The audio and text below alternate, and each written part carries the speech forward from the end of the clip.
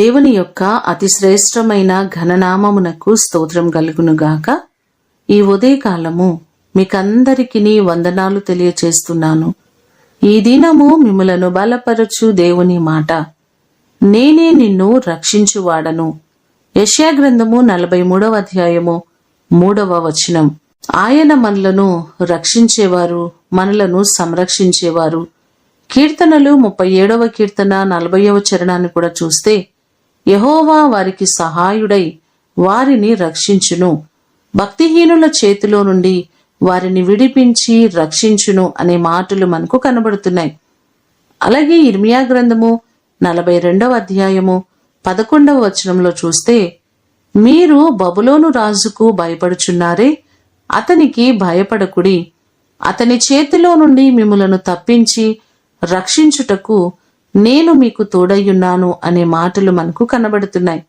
ఏ పరిస్థితుల్లో ఉన్నప్పటికీ ఆయన మనలను రక్షించుటకు సిద్ధంగా ఉన్నారు.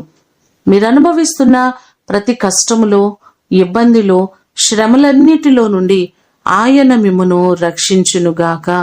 ప్రార్థన చేసుకుందాం. పరిశుద్ధుడైన తండ్రి, మీ పాదములకు వందనాలు, స్తోత్రాలు. నేను నిన్ను రక్షించువాడను అని ఈ దినము వాగ్దానం చేస్తున్నారు. మమ్మలను కాపాడేవారు, మమ్మలను రక్షించేవారు మీరే ప్రభువా. మా ప్రియులెల్లరినీ మీరు జ్ఞాపకం చేసుకోండి. ఏ పరిస్థితుల్లో వారు ఉన్నారో, ఏ కష్టములో వారు ఉన్నారో మాకు తెలియదయ్యా. వారికి ఉన్నటువంటి ప్రతి ఇబ్బందుల నుండి, కష్టము నుండి వారిని విడిపించండి. వారి భయములన్నిటి నుంచి విడిపించి ప్రతి వారిని సంరక్షించండి. మీరు తోడుగా ఉండి ప్రతి వారికి క్షేమాన్నివ్వండి. ఈ దినము కొరకు వందనాలు. ప్రయాణాల్లోని కాపుదల క్షేమాన్నివ్వండి. పనిపాటల్లో అన్ని విషయాలలో మీ కృపా సమాధానములు ఈ దినమంతా కూడా మీరు మాకు దయచేయమని యేసు అతి ఘనమైన నామమున అడిగి వేడుకొని పొందియున్నాము తండ్రి. ఆమేన్. దేవుడు మిమ్ములను దీవించునుగాక.